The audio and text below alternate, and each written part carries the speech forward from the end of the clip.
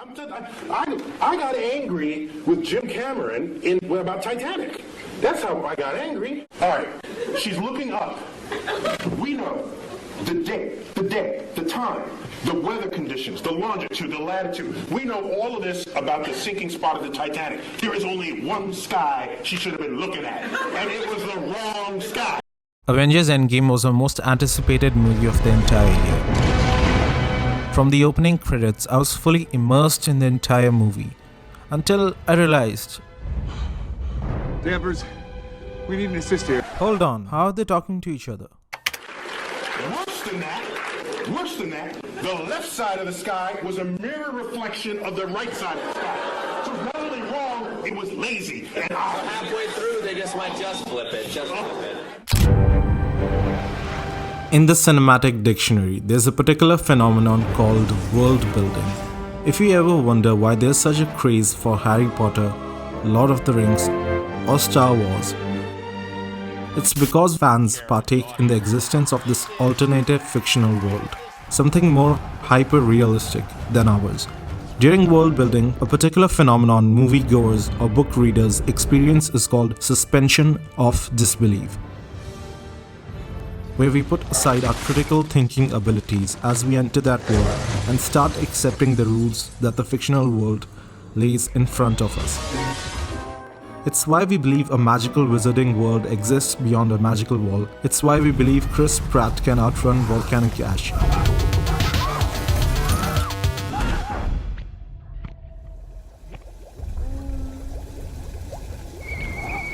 These cinematic rules go hand in hand with the tone of the movie. Hand me down the shark repellent bat spray. As bizarre as it gets, or as realistic as it gets.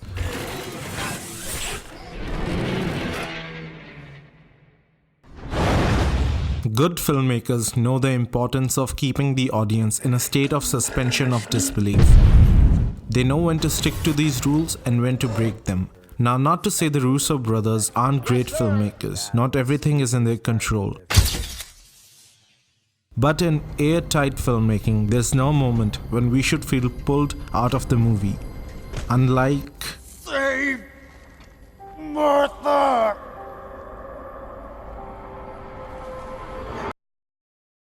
I said, Jim, I don't know if you remember, but I brought this up some time ago about the sky, and I wouldn't be so upset except that everything else you boasted was so accurate. And we can't even check how accurate that is, but anybody can spend $50 for a planetarium sky program and look at the sky and know that you got the wrong sky. What gives? And you know what he said?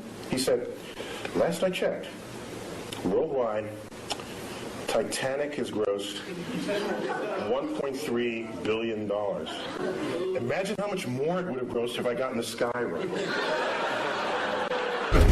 Locuceptor must be here. Now the MCU has had a history of characters talking to each other with using tech that otherwise wouldn't either exist Reverse the polarity long enough to disengage. or not work as well without any hiccups. Care, because this is what people are like now. They got their phone and they're like, it won't.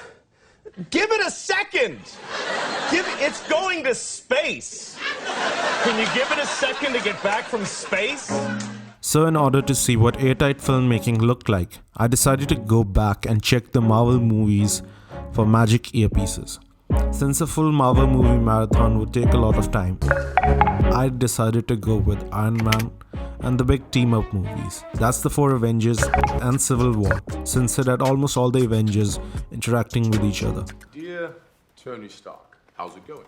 I heard you and Captain America were having some relationship problems. I decided to categorize the earpiece occurrence into 3 sections. Motivated, meaning the characters had all the reasons to have an earpiece connected to a communication system. Unmotivated, when a character would most probably have a reason to have an earpiece, Hey, Queens. Heads up. but had no reason to be on the same communication system. And lastly, the magic earpieces, where the characters seem to have an earpiece without any reason or prep. These are the main aggressors. Iron Man had several instances of motivated earpieces, Tony in his suit, Pepper with a visible Bluetooth, and none of the unmotivated or magic earpieces. Now that's what I call tight filmmaking. Now the first big team-up movie, 2012's The Avengers. In the very beginning, there's two instances of motivated earpieces. Hawkeye in the SHIELD facility and Black Widow while recruiting Bruce Banner in Calcutta. The first major action set piece involves 8 key players: Coulson, Maria Hill, Nick Fury, Captain, Tony Stark, Black Widow, the Hulk and Thor. The only 2 people who are not supposed to have earpieces are Thor and Hulk. Hulk because he's a big green monster, and Thor because he's never had any prep. And at no time does he talk to anyone, even while falling in a glass room. The final set piece again only has 2 people who shouldn't be communicating, Thor and Hulk, and likewise at no point do they do that.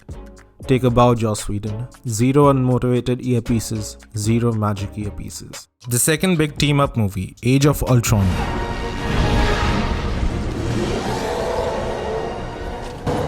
has its very first action set piece with all original 6 Avengers, including Thor, who has had prep this time.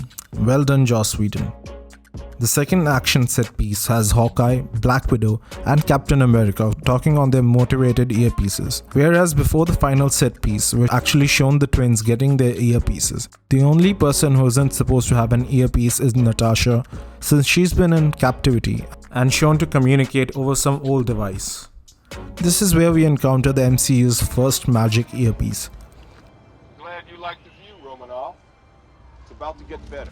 She's not been shown to be given an earpiece anytime at all, even in a deleted scene. Other than her, all the Avengers are shown to have an earpiece, except Hulk and Vision. Appropriately, I must say. The team is soon joined by Fury, War Machine, Maria Hill and this guy, making it a total of 18 instances of motivated earpiece and 1 magic earpiece. The third big team-up movie, Civil War, actually had the most visible earpieces under costume designer Judiana Makowski. Mostly the director's vision is that everything looked real. It looked like people could be in Washington, D.C. today and walk out the door. From the very first action set piece involving Cap, Black Widow, Falcon and Wanda, we have 4 instances of motivated earpieces. The second action set piece has 2 earpieces, Cap and Falcon. The third one has 0 since they have no prep. And the fourth one has 9 characters all talking on their motivated earpieces. The only exception being Vision, because apparently he doesn't talk on earpieces. So Civil War has 15 instances of motivated earpieces, 0 unmotivated, and 0 magic earpieces. Well done, Russos. And now on to the most daunting task. With 76 main characters, even the Russo brothers would be like, "Oh, come on!" We encounter the very first motivated earpiece pretty early on between Tony and Peter, which turns into a magic earpiece as soon as Peter takes his mask off and doesn't have a visible one in either his right or left ear. Another motivated earpiece, and then we encounter the second magic earpiece of the movie, Eitri the Dwarf. Damn it. What's damn it? Which even for me when the movie released was a very immersion breaking moment. Mostly because if given an earpiece, would it fit his head? Anyway, the Wakanda set piece has 10 motivated earpieces. Black Widow, Bruce and his Hulkbuster, Cap, Rhodey, Falcon, Black Panther, Shuri, these 2, and Wanda. The first unmotivated earpiece is Tony and Quill. Overall 12 motivated earpieces, 1 unmotivated and 2 magic earpieces. For a movie with 76 characters, not bad. And now on to the last one. An early earpiece, on with Carol Danvers in space. The 2012 New York set piece has Tony, Cap and Ant-Man talking over their motivated earpieces. The final Avengers Upstate Facility set piece has 8 motivated earpieces. Ant-Man responding to a rescue call, and then arguably the most iconic line told over an earpiece. The final fight has Hawkeye, Cap, Tony and Ant-Man talking over their motivated earpieces. The first magic occurrence is Valkyrie talking to Cap, and the first unmotivated occurrence is Wasp talking to Cap, since she would have an earpiece but not reason to be on the same channel as Cap. And then there's the second unmotivated occurrence of Cap responding to Peter. The Captain Marvel earpiece I mentioned earlier would actually be motivated since she's worked with them before. Overall, 12 motivated earpieces, 2 unmotivated and 1 magic earpiece.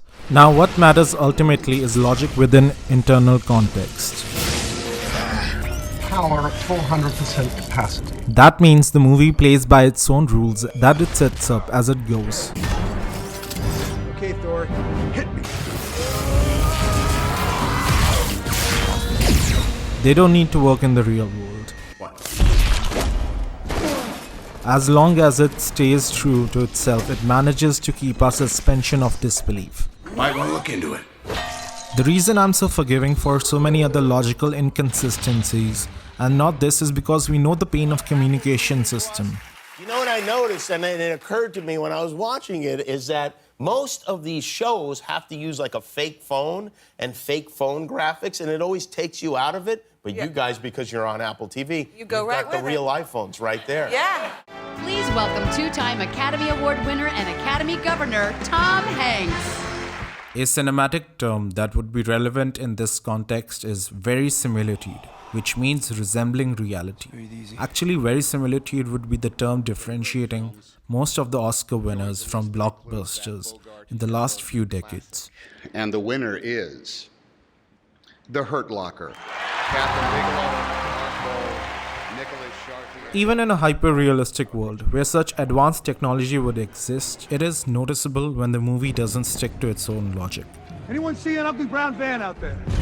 Yes, you're not gonna like where it's parked. And even though we know it can simply be written off as a time-saving technique in an already long movie, but we also know that it could be easily rectified. Have another character say the dialogue or not at all. Can movies be perfect then? In the context of our suspension of disbelief, I'd say yes, as long as they're not completely ridiculous in their premise.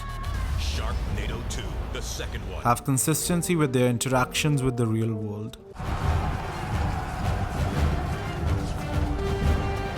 Stick to verisimilitudinous reactions of characters to the premise. I can't go to Germany. Why? I got homework. I'm together a team. People with special abilities. You see, I believe enemies are coming. Stop right there. I'm in. You are? And follow their own rules laid out during the process of world building. I'd say Marvel has perfected the first two. And the third one, most of the time.